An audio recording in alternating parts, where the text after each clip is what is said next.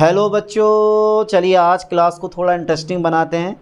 BSc second semester chemistry का question paper देख लेते हैं। और ये क्वेश्चन पेपर है एमजेपीआरयू यानी महात्मा ज्योतिबा फुले रोहिलखंड यूनिवर्सिटी बरेली 2022 का। जो बच्चे इस साल एग्ज़ाम पेपर देने वाले हैं उनके लिए ये क्वेश्चन पेपर वेरी इंपॉर्टेंट होने वाला है, क्योंकि ऐसे बहुत से क्वेश्चंस होंगे जो इस क्वेश्चन पेपर से आपके एग्जाम पेपर में पूछे जाएंगे। पेपर का नाम है bio organic and medicinal chemistry. चलिए देख लेते हैं इस क्वेश्चन पेपर में कौन कौन से और कैसे कैसे क्वेश्चन पूछे गए हैं। तो सीधे क्वेश्चन फर्स्ट की तरफ बढ़ते हैं। क्वेश्चन फर्स्ट है हमारा ऑर्लोन बहुलक है। Very important question. जिन बच्चों को हिंदी में पढ़ना है हिंदी में पढ़ लो, और जिनको इंग्लिश में पढ़ना है वो इंग्लिश में पढ़ लो। ऑर्लोन इज ए पॉलीमर ऑफ, ए पे टिक लगा दो, vinyl cyanide. Very important question है। चलिए नेक्स्ट क्वेश्चन की तरफ बढ़ता हूँ। क्वेश्चन नंबर 2 है। और क्वेश्चन कहाँ से आने वाले हैं 2022, 23, 24, 25, ये सारे के सारे प्रीवियस ईयर क्वेश्चन पेपर देख लो। सारे के सारे क्वेश्चन यहीं से आपके फंसने वाले हैं। अणुओं की संख्या समान मिलाई जाती है जिनके अणुभार m1 का मान दे रखा है 10,000, m2 का मान दे रखा है 1 लाख, और mn ज्ञात कीजिए जहां mn जो है ना वो औसत संख्या आणविक द्रव्यमान है। बाकी जिन बच्चों को इंग्लिश में पढ़ना है वो पढ़ लो इंग्लिश में। चलो मैं पढ़ देता हूं, कोई दिक्कत नहीं है। Equal number of molecules are mixed having molecular weights m1 10,000, m2 1 lakh, fine oval line mn, जहाँ mn जो है ना वो नंबर एवरेज मोलिकुलर मास। तो बी पे आप टिक लगा दो, 55,000 is the right option. Okay, next question की तरफ बढ़े सीधे तौर पे। अरे सर बढ़ लो, कितने इजी क्वेश्चन है। क्वेश्चन नंबर 3 है हमारा, निम्न में से किसमें योग बहुलीकरण नहीं होता। तो देखो एथीन, जो ये एथीन होता है ना, एथीन का जब पॉलीमेरिजेशन होता है या एडिशन पॉलीमेरिजेशन होता है तो पॉलीथीन बनता है, ये आपको पता है। ऐसे ही विनाइल बेंजीन का भी यानी कि पॉलीमेरिजेशन होता है, प्रोपेलीन का भी पॉलीमेरिजेशन होता है, एथीन का भी पॉलीमेरिजेशन होता है। बट जो ये एथेन होता है ना C2H6, इसका कभी भी पॉलीमेरिजेशन नहीं होता। एथेन का फॉर्मूला बताओ, मैंने बता दिया आपको। C2H6 का कभी भी पॉलीमेरिजेशन नहीं होता। तो यहाँ पे आप सी पे टिक लगा दो, ethane is a right option. और टिक लगे हुए भी हैं, डरने वाली कोई ऐसी बात नहीं है। PDF फाइल मैं आपको सेंड कर दूंगा। चैनल डिस्क्रिप्शन में जाना, टेलीग्राम लिंक खोलना और PDF फाइल ये डाउनलोड कर लेना। ओके, इतना सा छोटा सा काम है, PDF फाइल आपके मोबाइल में। चलिए नेक्स्ट क्वेश्चन देखते हैं। क्वेश्चन नंबर 4 है हमारा, मुक्त मूलक क्रियाविधि का वह पद जिसमें बड़े मुक्त मूलक आपस में जुड़ते हैं कहलाता है हमेशा चैन टर्मिनेशन स्टेप। सी पे आप टिक लगा दो, चैन टर्मिनेशन स्टेप कहलाता है। बाकी जो ऑप्शन आपको पता है टिक लगा दो, आगे बढ़ो। देखो कभी कभी ऐसा होता है कि मैंने एक बार वीडियो में बोल दिया कि जिन बच्चों का पेपर हो गया है, पेपर होने के बाद मुझे पेपर सेंड कर देना। अब 6 सेमेस्टर वाले बच्चे थे तो क्या काम करा, पेपर का जो टाइमिंग था वो 3 बजे से 5 बजे तक थी। 3 से 5 बजे तक की टाइमिंग थी और 5 बजे से पहले ही पेपर मेरे पास आ गया। यानी कि आप अंदाज़ा लगा सकते हो लड़के ने 1 घंटे में भी पेपर नहीं करा हुआ, PDF फाइल बना के मेरे पास सेंड कर दी। मुझसे बोला सर टाइम से पहले ही भेज दिया, ये लगा लो। और रियलिटी में ऐसे ही होना चाहिए, आपको इतने ज़्यादा क्वेश्चन आने चाहिए कि आधा घंटा लगे आपको गोल घेरे गोल करने में। लेकिन यार बस पढ़ने वाली बात है, मेहनत कर लो बस, बहुत आपके लिए। चलिए नेक्स्ट क्वेश्चन देखते हैं 5वां। और आज भी मैं यही देखूंगा कि भैया पेपर मेरे पास भेज देना, मुझे पेपर मुझे भेज देना, ठीक है। एजो रंजक का उदाहरण है, पेपर मुझे भेज देना। अब मैं नंबर दे रहा हूँ, इस पर आप सेंड कर देना, ठीक है। 8077754870 पर भेजना ज़रूर है, पेपर में आंसर की बना के दूंगा आपको। चलिए अगला क्वेश्चन देख लेते हैं। 5वां है, एजो रंजक का उदाहरण है। एजो रंजक यानी कि an example of azo dye is, B पे आप टिक लगा दो, मेथिल ऑरेंज, यही इसका राइट ऑप्शन है। ठीक, अगला क्वेश्चन देखते हैं। क्वेश्चन नंबर 6, मेलेकाइट ग्रीन निम्न में से किस प्रकार का रंजक है। जितने भी रंजक है सब पढ़ लो, क्रोमोफोर, ऑक्सोक्रोम, डाई, सब पढ़ो। मेलेकाइट ग्रीन निम्न में से किस प्रकार का रंजक है। एंथ्राकिनोन रंजक, एजो रंजक, फिनाइल मेथेन रंजक, बेट रंजक। सी पे आप टिक लगा दो, फिनाइल मेथेन रंजक। सारे क्वेश्चन इजी आए हुए हैं, कोई इतना डिफिकल्ट क्वेश्चन नहीं है। सारे के सारे क्वेश्चन आपके पढ़ाए हुए हैं, अगर प्रीवियस लेक्चर मेरे देख लोगे आप। प्राकृतिक रूप से पाए जाने वाला रंजक कौन सा है, आप बोलोगे इंडिगो। इंडिगो जो है ना वो प्राकृतिक रूप से पाया जाने वाला डाई होता है, यानी कि which of the following is a naturally occurring dye, तो वो होता है इंडिगो, जिसको आप नील भी तो कहते हो, नील। चलिए अगला क्वेश्चन देखते हैं 8वां। रंग देने वाले समूह को क्या कहते हैं हम? क्रोमोफोर कहते हैं। ये ध्यान देना, ऑक्सोक्रोम रंग को गहरा करता। कहाँ है इसमें क्रोमोफोर? ये हैगा। सी पे आप टिक लगा दो। वर्णमूलक हिंदी से बढ़िया इंग्लिश है। चलिए क्वेश्चन नंबर 9, पूरे 100 क्वेश्चन आज के लेक्चर में लिए हैं मैंने। इंडिगो रंजक बनाने में एन फिनाइल ग्लाइसिन के उपयोग से इंडोक्सिल में परिवर्तित हो जाता है। और ये जो है ना NaNH2 द्वारा भी, KOH द्वारा भी, हीट द्वारा भी। तो यहाँ पे ऑल ऑफ द एबव पे टिक लगा दो, यही इसका राइट ऑप्शन है। ओके, चलिए अगला क्वेश्चन बढ़ाता हूँ मैं तेजी से। क्वेश्चन नंबर 10 है, निम्न में से कौन सा त्रुटिपूर्ण युग्म है? विच of the following is an incorrect pair? निम्न में से कौन सा त्रुटिपूर्ण युग्म है? तो यार त्रुटिपूर्ण जो युग्म है ना, ये जो फिनोल्फेथिलीन होता है, ये कभी भी एंथ्राक्विनोन रंजक नहीं होता। फिनोल्फेथिलीन एंथ्राक्विनोन रंजक नहीं होता, ये ध्यान देना, ठीक है। चलिए ए पे आप टिक लगा दो, विजिजक। A number is the right option. दिख रहा है आप लोगों को? मैं दिखाई दे रहा हूँ? क्लियर बिल्कुल? हाँ सर क्लियर दिखाई दे रहा हूँ। चलिए क्वेश्चन नंबर 11 देख लेते हैं। सुक्रोज एक डाइसेक्राइड है। सुक्रोज का एक अणु जल अपघटित होकर देता है एक अणु ग्लूकोज का और एक अणु फ्रक्टोज का। कहाँ पर है? टिक लगा दो। कहाँ पर है? टिक लगा दो। बायोलॉजी में, जोलॉजी में आपने भर भर के पढ़ रखा है। तो यहाँ पर एक अणु ग्लूकोज का एक अणु और फ्रक्टोज का एक अणु। सी पे आप टिक लगा दो, विजिजक। यही इसका राइट ऑप्शन है। ओके, चलिए अगला क्वेश्चन देखते हैं। क्वेश्चन नंबर 12 है, कार्बोहाइड्रेट में कौन सा कार्यात्मक समूह मौजूद नहीं है? विच functional group is not present in carbohydrates? देखो OH भी होता है, CHO भी होता है और C डबल बॉन्ड O भी होता है, लेकिन COOH जो होता है वो कार्बोहाइड्रेट में नहीं पाया जाता। इसका मतलब है डी पे आप टिक लगा दो, बेझिझक। बहुत इंपॉर्टेंट क्वेश्चन है ये, इस साल भी आपके एग्जाम पेपर में पूछा जाएगा। कुछ क्वेश्चन तो ऐसे हैं जो हर साल पेपर में रिपीट होते हैं। चलिए अगला क्वेश्चन देखते हैं। क्वेश्चन नंबर 13 है, ग्लूकोज का मैनोज में परिवर्तन है। अब भैया ग्लूकोज का मैनोज, तो ग्लूकोज का मैनोज में परिवर्तन एपीमरीकरण कहलाता है। ये एक दूसरे के एपीमर होते हैं। ग्लूकोज और मैनोज ये दोनों एक दूसरे के एपीमर होते हैं। बी पे आप टिक लगा दो, एपीमरीकरण। चलिए अगला क्वेश्चन देख लेते हैं 14। उस डाइसेक्राइड का नाम बताइए जो कि परिवर्तित ध्रुवण घूर्णन नहीं दर्शाता। अगर किसी ऑप्शन में सुक्रोज आपको दिखाई दे रहा है तो वही इसका राइट ऑप्शन होगा। सुक्रोज का फॉर्मूला बताओ, C/H22 हो गया। Very good. सुक्रोज क्या है? एक अपचायी शर्करा है या अनअपचायी शर्करा? आप बोलोगे सर अनअपचायी शर्करा है ना। तो बहुत सारे क्वेश्चन सुक्रोज से पूछ सकता है, ठीक है। चलो ये यहाँ पे डी पे आप टिक लगा दो, दिखाई दे रहा है ऑप्शन में। अगला क्वेश्चन देखते हैं 15। ग्लूकोज क्या होता है? ग्लूकोज में एक एल्डिहाइड समूह प्रेजेंट होता है, इसलिए ग्लूकोज को एल्डिहेक्सोज कहते हैं। अगर इसी की जगह फ्रक्टोज होता तो उसको हम क्या बोलते हैं? कीटोहेक्सोज कहते हैं। चलिए यहाँ पे लगा दो, aldohexose is the right option. Next question की तरफ बढ़ता हूँ मैं। क्वेश्चन नंबर 16 है कि एक एल्डोज को इसके अगले उच्च होमोलोग में परिवर्तित किया जाता है किल्यानी फिशन संश्लेषण द्वारा, ठीक है। किल्यानी फिशन, एक एल्डोज को इसके अगले उच्च होमोलोग में परिवर्तित किया जाता है किल्यानी फिशन संश्लेषण द्वारा। किलानी लिखा है इसने, होता किल्यानी, होता किल्यानी फिशर सिंथेसिस। चलिए अगला क्वेश्चन देखते हैं। क्वेश्चन नंबर 17 है, इनमें से कौन सी शर्करा अपचायक नहीं है? सुक्रोज, मैंने बता दिया सुक्रोज एक अनअपचायी शर्करा है। बी पे आप टिक लगा दो। चलिए क्वेश्चन नंबर 18 देखते हैं। उस विधि का नाम बताइए जिसमें एल्डोज डी ग्लूकोज सबसे पहले ब्रोमीन जल के साथ अभिक्रिया करके अरेबिनोज में परिवर्तित किया जाता है। अरेबिनोज, तो अरेबिनोज में कार्बन परमाणु की संख्या 5 होती है, ये दोनों जानते हैं। तो रफ डिग्रेडेशन, इसका मतलब ये हुआ कि हम ग्लूकोज से क्या बना रहे हैं, यानी कि एक कार्बन एटम कम कर रहे हैं, और उस क्रिया को आप बोलते हो रफ डिग्रेडेशन। लिखा हुआ है इसमें, रफ मेथड लिखा हुआ, कोई दिक्कत नहीं है। बी पे आप टिक लगा दो, एक कार्बन कम करने के लिए, है ना।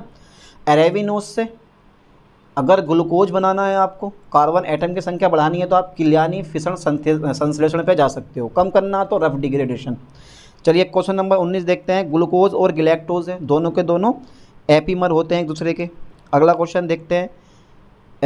सुक्रोज का जल अपघटन कहलाता है प्रतिपन। कहाँ है इसमें? शर्करा का प्रतिलोमन। प्रतिलोमन प्रतिपन एक ही बात होती है, तो शर्करा का प्रतिलोमन is a right option, inversion of sugar, ठीक है। चलिए अगला क्वेश्चन देख लेते हैं। क्वेश्चन नंबर 21 है, डॉट डॉट डॉट के कारण टोलन अभिकर्मक फ्रक्टोज का अपचयन करता है। Tollens reagent reduce fructose due to असममित कार्बन के कारण, CHO समूह की उपस्थिति नहीं, OH समूह की उपस्थिति ये भी नहीं, एनोलीकरण के कारण। डी पे आप टिक लगा दो, बेझिझक यही राइट ऑप्शन है। ऐसे क्वेश्चन पढ़ रखे हैं आपने? अरे नहीं पढ़े हैं तो अब पढ़ लो ना यार, क्यों डर रहे हो जब मैं आपके साथ हूँ तो। यार हमारा मेन मकसद क्या होना चाहिए? 100 में से 75 क्वेश्चन आपको आने चाहिए, समझ गए इस चीज़ को। अभी बॉटनी का पेपर हुआ है बच्चों का, बॉटनी का, केमिस्ट्री के। सर 55 से करके आए हम, आपकी वीडियो पढ़ के गए हैं। 75 में से 60 पढ़े हुए आए थे, 75 पढ़े हुए आए थे, या फिर सर 55 पढ़े हुए आए थे। बहुत से बच्चों का कमेंट आते हैं। बस आपको भी यही कमेंट करना कि सर जितना मैंने आपकी वीडियो से पढ़ा 70% पेपर पढ़ाया हुआ आया, और आगा भी पक्का इतना। चलिए इस डी पे आप टिक लगा दो। एल्डोहेक्सोस के कितने समायवी संभव हैं? पहला क्वेश्चन पढ़ो, एल्डोहेक्सोस के कितने प्रकाश समायवी संभव है? 16 प्रकाश समायवी संभव है। ठीक है। 23, कौन से एमिनो अम्ल में कोई असमित कार्बन नहीं होता? तो हिस्टिडीन, ग्लाइसिन, एलानिन और थ्रियोनिन। ग्लाइसिन में कोई भी असमित कार्बन एटम नहीं होता, क्योंकि ये सबसे सरल एमिनो एसिड होता। ठीक है। अरे एमिनो एसिड हमारे केमिस्ट्री में भी दे रखा है। अच्छा 24 क्वेश्चन पढ़ो, निम्नलिखित में से कौन सा गैर आवश्यक एमिनो अम्ल है? एक आवश्यक एमिनो अम्ल होते हैं और एक अनावश्यक एमिनो अम्ल होते हैं। दोनों की संख्या 10-10 होती है, पर याद कर लो, पहचानने के लिए बहुत ज़रूरी होगा। निम्नलिखित में से कौन सा गैर आवश्यक यानी कि नॉन एसेंशियल एमिनो एसिड है? ग्लाइसिन भी होता है, एस्पार्टिक एसिड भी, एलानिन भी। ऑल ऑफ द एबव पे टिक लगा दो, यही इसका राइट ऑप्शन है। अगला क्वेश्चन देखते हैं। देखो 2022 का पेपर कैसा आया हुआ है। 25 देखो, प्रोटीन में किस प्रकार की कुंडलिनी संरचना पाई जाती है? अगर किसी बच्चे को पेपर मिले, वैसे तो MJPRU कॉलेज वाले अपना पेपर देते नहीं हैं, लेकिन कुछ कॉलेज हैं जो अपना पेपर दे देते हैं। जिसको भी मिले पेपर मेरे पास सेंड कर देना, नंबर मैंने दे रखा ऊपर, सेंड जरूर करना है, छोड़ना नहीं है। प्रोटीन में किस प्रकार की कुंडलिनी संरचना पाई जाती है? What type of helical structure is found in protein? वामावर्त कुंडलिनी, दक्षिणावर्त कुंडलिनी। बी पे आप टिक लगा दो, यही इसका राइट ऑप्शन है। ठीक है। चलिए अगला क्वेश्चन देख लेते हैं। 26, लाइसिन किस प्रकार का एमिनो एसिड है? लाइसिन जो होता है LV, लाइसिन किस प्रकार का एमिनो एसिड है? तो वो होता है क्षारीय एमिनो एसिड। अरे वाह यार, लाइसिन किस प्रकार का एमिनो एसिड है? तो LV, एक लाइसिन और एक वेलाइन, ये दोनों के दोनों क्षारीय एमिनो एसिड होते हैं। और भी होते हैं, ऐसा नहीं कि यार यही होगा। तो क्षारीय एमिनो अम्ल होता है। यहाँ पर एमीन समूह की संख्या ज़्यादा होती है और कार्बोक्सिलिक अम्लों की समूह की संख्या कम होती है। अगला क्वेश्चन देखो 27, पेप्टाइड का एन टर्मिनल एमिनो अम्ल किसके द्वारा पहचाना जाता है? यानी कि N terminal amino acid of potential is identified by, वो होता है फेनिल आइसो, ठीक है, thiocyanate. Phenyl isothiocyanate is the right option. B पे आप टिक लगा दो। अगला क्वेश्चन देखते हैं 28, धातु आयन सहकारक व्यवहार करते हैं। Metal ion cofactors behave as, Lewis acid के समान। आप बी पे टिक लगा दो, लुईस एसिड के समान। चलिए अगला क्वेश्चन देखते हैं 29, निम्न में से कौन एंजाइम है? विच of the following is an enzyme? निम्न में से कौन एंजाइम है? ट्रिप्सिन। ए पे टिक लगा दो, ट्रिप्सिन जो है वो क्या है? हमारा एंजाइम है एक। निम्न में से कौन एंजाइम है? ट्रिप्सिन। यार ऐसे क्वेश्चन जब एग्जाम पेपर में आते हैं ना, तो पहचानने भारी पड़ जाते हैं ऑप्शन। इनका तो कोई तुक्का भी ना कि यार किस तरह से अंदाज़ा लगाया जाए। Trypsin is a right option. 30 देखो, प्रोटीन विकृतीकरण किसकी उपस्थिति में होता है? आप बोलोगे यूरिया की उपस्थिति में भी हो सकता है, कार्बनिक विलायक की उपस्थिति में भी हो सकता है, ताप टेम्परेचर गर्म करोगे तो भी हो सकता है। तो ऑल ऑफ द एबव, यहाँ पर आप टिक लगा सकते हो डी पे, all of the above is a right option. अगला क्वेश्चन देखते हैं 31, बहुलक प्रोटीन होता है कार्बोहाइड्रेट, एमिनो अम्ल, न्यूक्लिक अम्ल, कार्बोक्सिलिक अम्ल। बहुलक प्रोटीन बना होता है, हाँ ठीक है, वेरी गुड। एमिनो अम्लों से मिलकर बना होता है, क्योंकि प्रोटीन की आधारभूत इकाई जो होती है ना, वो एमिनो एसिड ही होती है। तो यहाँ पर आप बी पे टिक लगा दो बेझिझक। अगला क्वेश्चन देखते हैं 32, प्रोटीन संरचना के निर्धारण के लिए निम्नलिखित में से किस तकनीक का उपयोग किया जाता है? तो प्रोटीन संरचना का निर्धारण एक्सरे क्रिस्टलोग्राफी द्वारा भी हो सकता है, क्रोमेटोग्राफी भी द्वारा हो सकता है, यूवी विजिबल द्वारा भी हो सकता है। यानी कि आप डी पे टिक लगा दो बेझिझक, ऊपर सभी, यही इसका राइट ऑप्शन है। ओके, लगा दिया पक्का?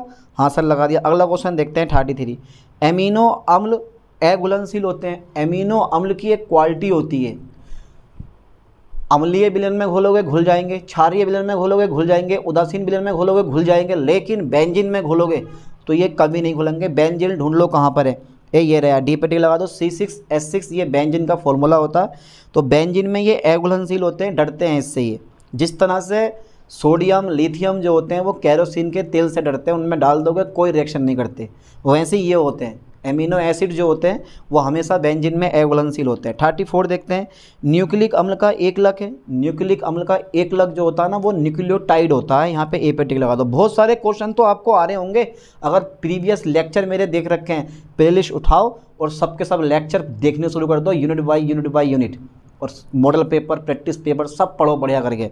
फिर देखता हूँ कैसे पेपर पढ़वा नहीं आएगा आपके।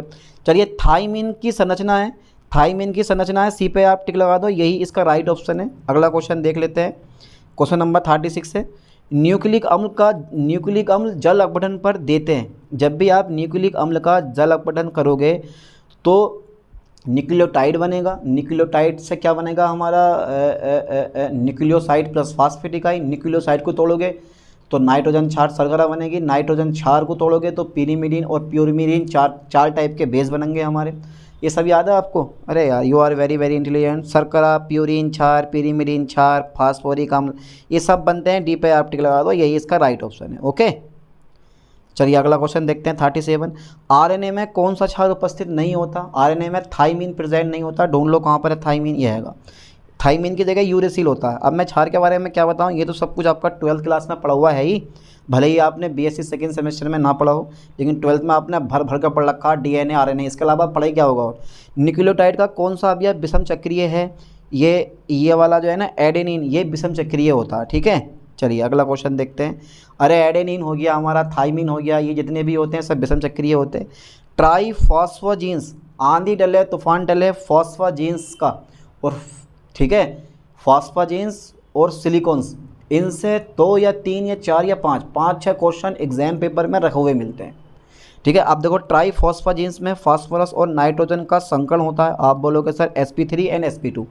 ओके, अगला क्वेश्चन 40। एडिनोसिन एक उदाहरण है। एडिनोसिन किसका उदाहरण है? वो न्यूक्लियोसाइड का उदाहरण है। ठीक है, एडिनोसिन जो है वो न्यूक्लियोसाइड का उदाहरण है। 41 देखते हैं, प्रकाश प्रकीर्णन विधि से क्या निर्धारित किया जाता है? What is determinant by light scattering method. यानी कि बात यह है, बस यही है कि प्रकाश प्रकीर्णन विधि से क्या निर्धारित किया जाता है? आप बोलोगे भार औसत भार है, भार औसत भार। हाँ यार, औसत भार आप ठीक है ये बोल सकते हो, कोई दिक्कत नहीं, बी पे आप टिक लगा दो, यानी कि MW का निर्धारण किया जाता है। 42 देखते हैं, पैरा, ये तो भैया हर एक एग्ज़ाम पेपर में पैरासीटामोल हो गया, एस्पिरिन हो गई, इनकी स्ट्रक्चर तो पक्का पूछता ही पूछता है। थाइमिन हो गया, यूरेसिल हो गया, इनकी स्ट्रक्चर भी पक्का ही पक्का आती है।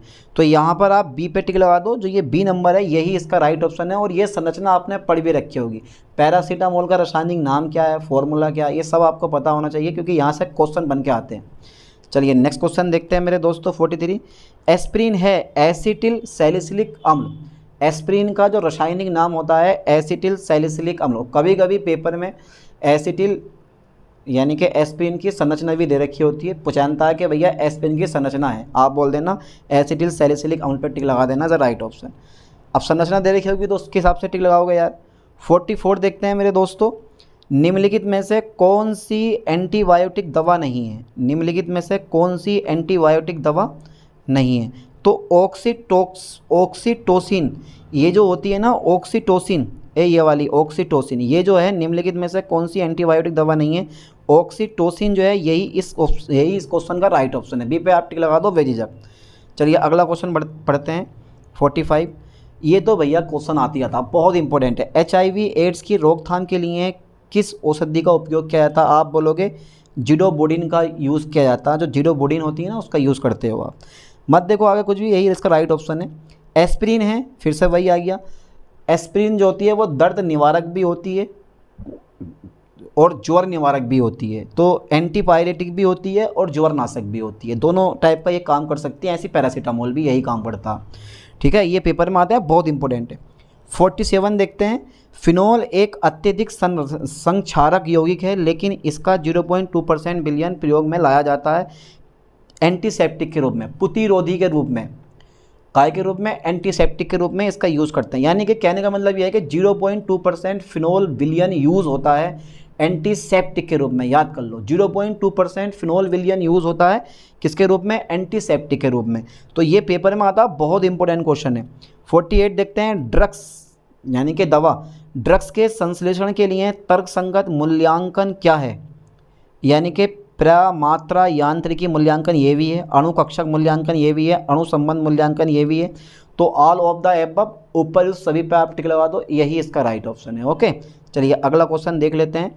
49, एसाइक्लोवीर उपयोग में लाई जाती है। भाई एसाइक्लोवीर इज़ यूज एज, ये एंटीवायरल ड्रग होती है। ये जो ये एसाइक्लोवीर है ना, ये एंटीवायरल ड्रग्स होती है, इसलिए ए पे टिक लगा दो। ठीक है, प्रति विषाणु दवा। चलो अगला क्वेश्चन देखते हैं 50। पहले क्वेश्चन पढ़ लो, उसके बाद इसका राइट ऑप्शन मुझे बताना कि सर इसका राइट ऑप्शन ये वाला होना चाहिए। घबराओ मत, 50 क्वेश्चन अब होंगे, अभी 50 क्वेश्चन और बकाया। तुम तो छोड़ कर भाग रहे हो, डरो हो तुम। अरे यार, you are very very intelligent, कैसे नंबर लाओगे जब तक ये नहीं पढ़ोगे।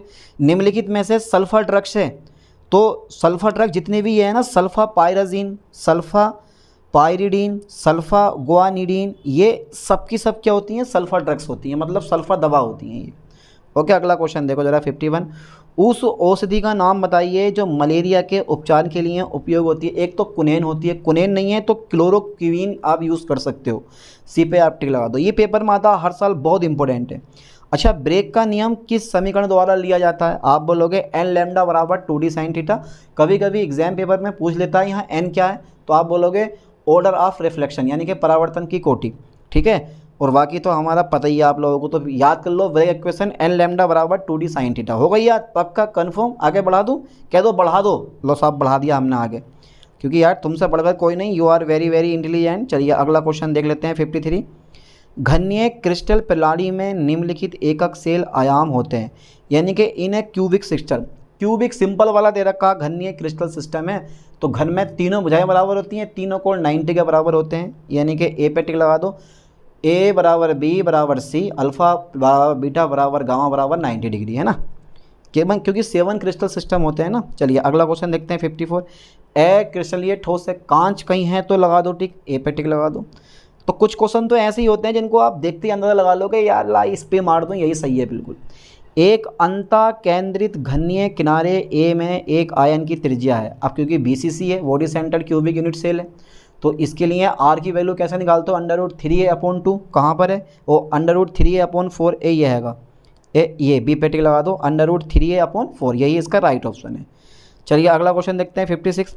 अगर आपको x, y और z अक्ष पर दिए गए अंताखंड 3a, 6b, 2c तल के लिए मिलर घातांक क्या होंगे? ए पे टिक लगाओ, भाग कर दो 3 से। ठीक है, 1/3 करके, 1/6 करके, 1/2 करके मिलर इंडाइसेस निकल जाएंगे आपके। 213 इज़ अ राइट ऑप्शन। अच्छा ये बताओ, NaCl संरचना में सोडियम की समन्वय संख्या कितनी है? यानी कि NaCl संरचना में सोडियम की समन्वय संख्या, सोडियम हो या क्लोरीन है, दोनों की कोऑर्डिनेशन नंबर जो होता है ना, वो 6 होता। यहाँ पे आप डी पे टिक लगा दो, is a right option. Question number 58। Caesium chloride की संरचना है, सीजियम क्लोराइड की जो संरचना होती है वो BCC होती है, नमक की FCC होती है। ये ध्यान देना, नमक की FCC संरचना होती है, face central cubic unit cell, और जो सीजियम क्लोराइड है उसकी body central cubic unit cell होती है। मतलब सी पे आप टिक लगा दो बेझिझक। सममिति तत्व हैं, ये सब के सब क्या हैं? ये सब के सब सममिति तत्व होते हैं। ठीक है, चलिए अगला क्वेश्चन देखते हैं। टेफ्लॉन एक उदाहरण है। समबहुलक और योगात्मक बहुलक दोनों का टिक लगाओ, डी पे टिक लगा दो, यही दोनों का राइट ऑप्शन है। अगला क्वेश्चन देखते हैं 61। निम्नलिखित में से कौन सा प्राकृतिक बहुलक है? सेल्यूलोज जो है ना, वो प्राकृतिक बहुलक है। बाकी पॉलीथीन, बेकेलाइट, टेफ्लॉन ये सब सिंथेटिक पॉलीमर होते हैं जो कि मनुष्य ने खुद बनाए हैं। बाकी सेल्यूलोज जो होता है ये प्रकृति से मिलता है, चाहे इसकी जगह प्रोटीन भी देता ना तो वो भी राइट ऑप्शन होता है, स्टार्च देता तो वो भी राइट ऑप्शन होता है, वो भी प्राकृतिक बहुलक है। चलिए 62। नायलॉन सिल्क डेक्रोन है, नायलॉन सिल्क डेक्रोन है, ये फाइबर रेसे होते हैं। नायलॉन जहाँ भी आ गया समझ लो फाइबर रेसा होता है, संघनन बहुलक होता है। ठीक है, और उसके अंदर पेप्टाइड बॉन्ड यानी कि एमाइड बॉन्ड होता है। चलिए 63 देखते हैं। निम्नलिखित में से कौन सा थर्मोसेटिंग बहुलक है? आप बोल दोगे बेकेलाइट, तो ये क्या है? थर्मोसेटिंग पॉलीमर होता है, यूरिया और फिनोल के पॉलीमेराइजेशन से प्राप्त होता है ये। Bakelite is a right option. अगला क्वेश्चन देखते हैं 64। बहुलक का आणविक द्रव्यमान ज्ञात किया जा सकता है, ओस्मोमीटर द्वारा भी कर सकते हो, ओस्मोमीट्री द्वारा भी कर सकते हो, प्रकाश प्रकीर्णन विधि द्वारा भी कर सकते हो, अल्ट्रासेंट्रीफ्यूगेशन द्वारा भी कर सकते हो। यहाँ पे लगा दो ऑल ऑफ द अबव, यही इसका राइट ऑप्शन है। चलिए अगला क्वेश्चन देखते हैं 65। कौन सा प्राकृतिक बहुलक नहीं है? नायलॉन ये बनाया जाता है, ये प्राकृतिक बहुलक नहीं है। बाकी ऊन, सिल्क, चमड़ा ये सब क्या होते हैं? प्राकृतिक बहुलक होते हैं। बहुत से बच्चे तो नाइलॉन में भी इस पर मारते हैं, बहुत सारे बच्चे चमड़े पे मारते हैं कि चमड़ा जो है वो प्राकृतिक बहुलक नहीं है। बेटा प्राकृतिक बहुलक है, प्राकृतिक से बनता है ये भी। 66 देखो, जिगलर नाटा उत्प्रेरक है, try ethyl aluminium plus titanium tetrachloride का मिक्सचर। तो ये है मेरे पास बी नंबर R3Al TiCl4, यही क्या है इसका राइट ऑप्शन है। चलिए अगला क्वेश्चन देखते हैं, जो बहुलक के बारे में सही नहीं है। बहुलक की श्यानता अधिक होती है, अरे सिंपल सी बात है, ज़्यादा होगी। बहुलक प्रकाश का प्रकरण करता, बिल्कुल सही बात है। बहुलक में कोई आवेश नहीं होता, बिल्कुल सही बात है। बहुलक में कम आणविक भार होता है, ये गलत बात। बहुलक है वो कोई ग्लूकोज छोटा मोटा अणु थोड़ी ना, बड़ा अणु होता है, इसको बोलते हो आप मैक्रोमोलेक्यूल, जिसमें n 1 लाख अणु होते हैं। इसका मतलब है बहुलक में जो होता है ना, बहुलक का जो आणविक द्रव्यमान होता है वो बहुत ज़्यादा होता है। तो डी पे आप टिक लगा दो, ये जो है कम दे रखा है, गलत है ये वाला। 68 देखो, प्राकृतिक बहुलकों के लिए बहु विक्षेपण सूचकांक होता है, वेरी वेरी इंपॉर्टेंट क्वेश्चन है, वेरी वेरी इंपॉर्टेंट क्वेश्चन। प्राकृतिक बहुलकों के लिए बहु विक्षेपण सूचकांक हमेशा कितना होता है, 1 होता है, याद कर लो ठीक से। अगला क्वेश्चन देखते हैं 69, थर्मोसेटिंग थर्मोप्लास्टिक बहुलक होते हैं, जितने भी थर्मोप्लास्टिक पॉलीमर होते हैं वो सब लीनियर होते हैं, रेखीय होते हैं, ठीक है। 70 देखो जरा, बहु विक्षेपण सूचकांक को परिभाषित किया जाता है, बहु विक्षेपण सूचकांक को परिभाषित किया जाता है MW/Mn के रूप में। MW/Mn के अनुपात को आप बहु विक्षेपण सूचकांक कहते हो। चलिए अगला क्वेश्चन देखते हैं, नियोप्रीन रबड़ एक बहुलक है। नियोप्रीन जो होती है ना वो क्लोरोप्रीन से बनती है, ए पे टिक लगा दो आप। चलिए नेक्स्ट क्वेश्चन देखते हैं 62 और 72, योग बहुलकीकरण कहलाता है। देखो कहीं कहीं पर ये बहुलकीकरण लिख देते हैं, कहीं कहीं पर ये बहुलीकरण लिख देते हैं। अब पढ़ लें, आप पढ़ना चाहते हो जैसे ये पढ़ना चाहो, यानी कि addition polymerisation is also called, कहीं कहीं पर जेड की जगह एस लगा देते हैं। तो ये यार कई टाइप से लिख सकते हैं। तो योग बहुलीकरण जो होता है हमेशा चैन ग्रोथ पॉलीमेराइजेशन होती है। क्या होती है? चैन ग्रोथ पॉलीमेराइजेशन। चलिए अगला क्वेश्चन देखते हैं 73, निम्न में से कौन सा एक यानी कि पॉलीमिक्सॉइड है? निम्न में से कौन सा एक पॉलीमॉक्साइड यानी कि पॉलीएमाइड है? विच of the following is a polyamide? तो रेयॉन हो गया, टेरिलीन हो गया और नाइलॉन पे टिक लगा दो, ये पॉलीएमाइड होता है, ठीक है, नाइलॉन जो होता है। चलिए 74, टेरिलीन या डेक्रोन एथिलीन ग्लाइकोल और का संघनन बहुलक है। टेरिलीन या डेक्रोन, टेरिलीन को डेक्रोन भी कहते हैं, बोल रहा है कि एथिलीन ग्लाइकोल और टेरिथैलिक अम्ल का जो है कंडेंसेशन पॉलीमर होता है ये, यानी कि टेरिलीन और dacron is a condensation polymer of ethylene glycol and terephthalic acid. Okay, चलिए अगला क्वेश्चन देखते हैं 75, गट्टा पर्चा है, बहुत बहुत इंपॉर्टेंट क्वेश्चन है ये। क्वेश्चन आज से पहले आपने पढ़ा भी नहीं होगा। गट्टा पर्चा है, ट्रांसपोली आइसोप्रीन को हम गट्टा पर्चा भी कहते हैं, ठीक है, यानी कि गट्टा पर्चा ट्रांसपोली आइसोप्रीन को कहते हैं। याद कर लो ठीक से, ये आएगा पेपर में इस साल, चाहे आप किसी भी यूनिवर्सिटी का एग्जाम पेपर देने वाले हो। चलिए क्वेश्चन नंबर 76 है, निम्न में से कौन सा डाइसेक्राइड है? सुक्रोज भी, माल्टोज भी, लैक्टोज भी, ये तीनों के तीनों डाइसेक्राइड है, मतलब ऑल ऑफ द एबव पे टिक लगा दो। 77 देखो, निम्न में कौन सी शर्करा फेलिंग विलयन परीक्षण नहीं देती है? सुक्रोज कभी भी, क्योंकि सुक्रोज क्या है, एक अपचायी शर्करा और अनपचायी शर्करा, और अनपचायी शर्करा कभी भी टोलन अभिकर्मक और फेरिक विलयन से क्रिया नहीं करती है। तो सुक्रोज टोलन अभिकर्मक से क्रिया नहीं करता, ये दिमाग में डाल लो, सी पे आप टिक लगा दो बेझिझक। चलिए अगला क्वेश्चन देखते हैं 78, जब ग्लूकोज को फीलिंग विलयन के साथ गर्म किया जाता है तब उत्पन्न अपक्षेप Cu2O होता है, क्यूप्रस ऑक्साइड, बी पे आप टिक लगा दो। फीलिंग विलयन CuO होता है। चलिए 79, पेंटापेप्टाइड में कितने पेप्टा बंद होते हैं? पेंटापेप्टाइड में कितने पेप्टाइड बंद होते हैं? 4 पेप्टाइड बंद होते हैं, ठीक है, याद कर लो ठीक से। अगला क्वेश्चन 80 देखते हैं, यदि किसी एमिनो अम्ल का समविभव बिंदु 6 तथा pH 3 है, एमिनो अम्ल पर आवेश होगा। अब pH का मान 3 दे रखा है, तो आप जो है समझ गए होंगे कि समविभव बिंदु 6 है, ठीक है, 7 से कम है, तथा pH 3 है, तो एमिनो अम्ल पर आवेश होगा, पॉजिटिव होगा पक्का, कहीं है, हाँ ये आएगा, देखो ए पे टिक लगा दो, positive is the right option. Okay, लगा दिया, अरे यार कितने बड़े इंटेलिजेंट हैं आप लोग। चलिए अगला क्वेश्चन देखते हैं 81, पहले क्वेश्चन पढ़ो, क्वेश्चन देखो कितना अजीब है। हिप्यूरिक अम्ल का आणविक सूत्र, अब इसमें एक पा फालतू डाल दिया, आधा पा फालतू डल चुका है। हिप्यूरिक अम्ल का आणविक सूत्र है, तो ये जो तुम देख रहे हो ना ए नंबर C9H9NO3, ये क्या है, हिप्यूरिक एसिड का फॉर्मूला होता है। अब हिप्यूरिक एसिड कहाँ यूज़ होता है, किस काम में आता है, इसके बारे में भी पता करना ज़रूरी होता है। 82 डीएनए में उपस्थित ग्वानिन किसके साथ हाइड्रोजन बंध बनाता है। आपको बता कि ए और टी के बीच में 2 हाइड्रोजन बॉन्ड और ग्वानिन मतलब जी और सी के बीच में 3 हाइड्रोजन बॉन्ड होते हैं। इसका मतलब है सी के साथ में, सी मतलब साइटोसिन के साथ में ग्वानिन जो है वो 3 हाइड्रोजन बॉन्ड बनाता है। चलिए अगला क्वेश्चन देखते हैं। 83 मंद विघटन पर न्यूक्लिक अम्ल देता है। जब भी आप न्यूक्लिक एसिड का यानी कि on mild degradation nucleic acid gives, हमेशा देता है न्यूक्लियोटाइड, टूट के न्यूक्लियोटाइड ही देता है, क्योंकि ये होता ही न्यूक्लियोटाइड का पॉलीमर है। न्यूक्लिक एसिड क्या होते हैं, न्यूक्लियोटाइड के पॉलीमर होते हैं जो जैव कोशिकाओं के केंद्रक में पाया जाता है ना। 84 देखते हैं, राइबोसैकेराइड होते हैं। राइबोसैकेराइड जितने भी होते हैं पेंटोज होते हैं, तभी तो उनका नाम पड़ा राइबो न्यूक्लिक एसिड, जिनमें राइबोस शर्करा पाई जाती है। राइबोस शर्करा में जो कार्बन एटम की संख्या 5 होती है राइबोस शुगर में, तो यहाँ पे सी पे आप टिक लगा दो बेझिझक। चलिए 85 देखते हैं। क्रिस्टल में सममिति केंद्रों की संख्या होती है, आप बोलोगे 1 होती है, कोई दो टूक वाली बात नहीं है, 1 होती है तो होती है, 1 पे आप टिक लगा दो। चलिए 86 देखते हैं। NaCl क्रिस्टल जालक की इकाइयों में उपस्थित अणुओं की संख्या होती है, 4 होती है। NaCl क्रिस्टल जालक की इकाइयों में उपस्थित अणुओं की संख्या या परमाणुओं की संख्या बोल दो। एकक यानी कि नमक में कौन सा जालक पाया जाता है, FCC face centred cubic unit cell, और FCC में कुल परमाणुओं की संख्या कितनी होती है, 4 होती है ना। तो यहाँ पे आपने डी पे टिक लगा दिया बेझिझक। 87 देखते हैं। नाइलॉन 66 के संश्लेषण में प्रयुक्त अम्ल कौन सा है, एडिपिक एसिड और हेक्सामेथिलीन डाइएमीन। हेक्सामेथिलीन डाइएमीन और एडिपिक एसिड जो होते हैं वो नाइलॉन 66 के एक लग होते हैं, जिसको आप मोनोमर कहते हो। तो एडिपिक एसिड पे टिक लगा दो, यानी कि COOH सिंगल बॉन्ड CH2 का होल 4 सिंगल बॉन्ड COOH है ना। ये एडिपिक एसिड का फॉर्मूला होता है। बेकेलाइट क्या होता है, थर्मोसेटिंग पॉलीमर होता है, ये यहाँ पे आप टिक लगा दो, थर्मोसेटिंग ब्लास्टिक होती है। फॉस्फाम का फॉर्मूला होता है N3P3NH3 NH का होल थ्राइस और N, ठीक है। ये जो है ना फॉस्फाम का फॉर्मूला दिमाग में डाल लो, ये आता पेपर में, वेरी वेरी इंपॉर्टेंट है, आता भी है और इम्पोर्टेंट भी है। चलिए अगला क्वेश्चन देखते हैं। पॉलीफॉस्फोनाइट्रिलिक क्लोराइड की मूलभूत इकाई है NPCl2। कहाँ पर है NPCl2, ये रही, बी पे आप टिक लगा दो, very very important question.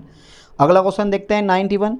NPCl2 का होल थ्राइस की फिरल क्राफ्ट अभिक्रिया में बेंजीन द्वारा विस्थापित क्लोरीन परमाणुओं की संख्या कितनी होगी, आप बोलोगे सर 2 होगी। अब कैसे होगी, और निकाल लो यार तुम तो निकाल लोगे यार। चलिए अगला क्वेश्चन देखते हैं 92। फोस्जीन के फास्फोरस और क्लोरीन भाग से क्लोरीन परमाणु का विस्थापन किस क्रियाविधि द्वारा होता है, SN2 द्वारा होता है। कहीं है इसमें SN2, हाँ ये हैगी। अब यार SN2 ऊपर लिखा गया, SN2 ऊपर लिख दिया, जबकि ऐसे कहता है एस सब्सटीट्यूशन न्यूक्लियोफिलिक रिएक्शन, यानी कि di molecular substitution nucleophilic reaction, ये तो होती है, यानी कि द्विअणुक नाभिक स्नेही प्रतिस्थापन अभिक्रिया। तो SN2 पे आधारित होता है, ठीक है। तो आप सी पे टिक लगा दो बेझिझक। 93 देखते हैं। निम्न में से किसमें एस्टर बंद होता है, नाइलॉन है कहीं, नाइलॉन तो नहीं हैगा, लेकिन टेरिलीन में एस्टर बॉन्ड पाया जाता है, ठीक है। 94 देखो, जिगलर नाटा बहुलक उत्प्रेरक है, तो मैंने पहले बता दिया आपको, टाइटेनियम टेट्राक्लोराइड प्लस डाईएथिल और ट्राईएथिल एल्युमिनियम का मिक्सचर होता है। तो आप सी पे टिक लगा दो बेझिझक, यही इसका राइट ऑप्शन है। अगला क्वेश्चन देखते हैं 95। वेकेलाइट में फिनोल से कौन सा यौगिक जुड़ता है, वेकेलाइट में फिनोल से कौन सा यौगिक जुड़ता है जब फिनोल फॉर्मेल्डिहाइड के साथ क्रिया करता है, बी पे आप टिक लगा दो, ठीक है। तो टैप जो वेकेलाइट है, उस वेकेलाइट के जो मोनोमर होते हैं वो फॉर्मेल्डिहाइड और फिनोल होता है।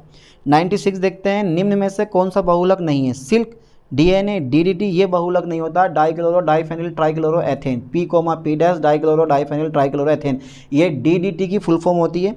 तो यहाँ पर आप सी पे टिक लगा दो। 97 देखते हैं। सह बहुलक का उदाहरण है, सह बहुलक नाइलॉन 66, ये क्या होता है, सह बहुलक होता है, ठीक है। यानी कि जो भिन्न भिन्न एक लग अणुओं से मिलकर बनते हैं, जिनमें भिन्न भिन्न क्रियात्मक समूह होते हैं, ठीक है। तो यहाँ पर आप बी पे टिक लगा दिया होगा। 97 का B number is the right option है। चलिए अगला क्वेश्चन देख लेते हैं 98। निम्न में से कौन सा वेट रंजक है, इंडिगो। नील जो होता है वो वेट रंजक होता है, वेट मतलब गीला रंजक होता है, गीली डाई होती है। 99। यदि प्रकाश का अवशोषण 435 से 480 नैनोमीटर तरंगदैर्घ्य परास में होता है, तब कैसा रंग उत्पन्न होता है, तो हरा पीला रंग उत्पन्न होता है, ये वाला, ठीक है, हरा पीला is the right option. 100 last question है, निम्नलिखित में से कौन सा एजोरंजक है? Congo rat. कांगो रैट से क्वेश्चन आती भी आता पेपर में, ये लास्ट क्वेश्चन पढ़ लेना, ये पक्का फंसेगा। कांगो रैट से 1 या 2 क्वेश्चन एग्जाम पेपर में फंसते जरूर है। निम्नलिखित में से कौन एजोरंजक है? आप बोलोगे कांगो रैट, बी पे आप टिक लगा दो। तो इस लेक्चर में पूरे के पूरे हमने 100 क्वेश्चन कवर कर लिए और ऐसे ही क्वेश्चन आपके एग्जाम पेपर में भी आने वाले हैं। पता नहीं कितने क्वेश्चन इस लेक्चर से आपके एग्जाम पेपर में फंस जाए। कभी कभी तो ऐसा होता है पेपर ही प्रीवियस पेपर उठाकर रख देते हैं, बोले ये लो, ठीक है। तो बेटा इन क्वेश्चन को ना अच्छे से पढ़ना, समझना, याद करना, कोई भी क्वेश्चन मत छोड़ना, क्योंकि बहुत सारे क्वेश्चन आपके एग्जाम पेपर में फंसने वाले हैं। चलिए मिलते हैं नेक्स्ट वीडियो में नेक्स्ट लेक्चर के साथ। थैंक्स।